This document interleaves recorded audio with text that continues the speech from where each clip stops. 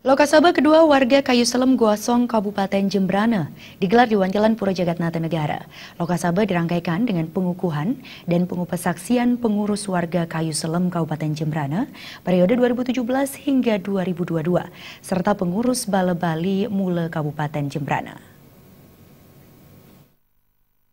Warga Kayu Selem kedua Kabupaten Jembrana Wayan Swardike mengatakan Lokasaba dilaksanakan sebagai tindak lanjut Mahasaba Pengurus Warga Kayu Selem Provinsi Bali 20 September 2015 lalu. Salah satu amanatnya adalah menginstruksikan kabupaten dan kota yang susunan kepengurusannya telah berakhir untuk menggelar Lokasaba. Pengurus warga Kayu Selem Jembrana telah berakhir pada 25 Februari 2017. Wayan Swardike juga mengatakan berdasarkan pendataan yang dilakukan, terdapat 55 dadia warga Kayu Selem yang tersebar di 5 kecamatan di Kabupaten Jembrana. Penyadikan Agung Pengurus Pusat Warga Kayu Selem Goasong Wayan Sukarya mengatakan, Lokasaba kedua di Kabupaten Jembrana ini bertujuan mempererat paiketan pasemetonan warga Kayu Selem di Jembrana. Hingga saat ini tercatat sekitar 700 dadia warga Kayu Selem yang tersebar di seluruh Bali. Wayan Sukarya juga memaparkan program kerja yang dilakukan saat ini. Salah satunya adalah pemugaran Pura Kawitan Kayu Selem di Songan yang telah rampung 50%. Pihaknya mengajak semeton Kayu Selem untuk bersatu dalam pemugaran pura tersebut. Pengurus Pusat Warga Kayu Selem Goasong Provinsi Bali sesuai dengan amanat Mahasaba 5 yang telah dilakukan di Gedung Kesi Arnamo tanggal 20 September 2015 yang lalu.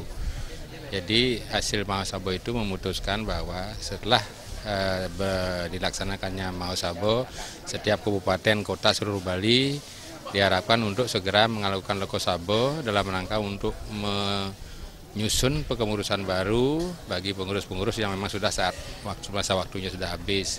Kemudian juga menyusun rencana program kerja yang disesuaikan dengan keputusan Mahasaba yang sudah dilakukan.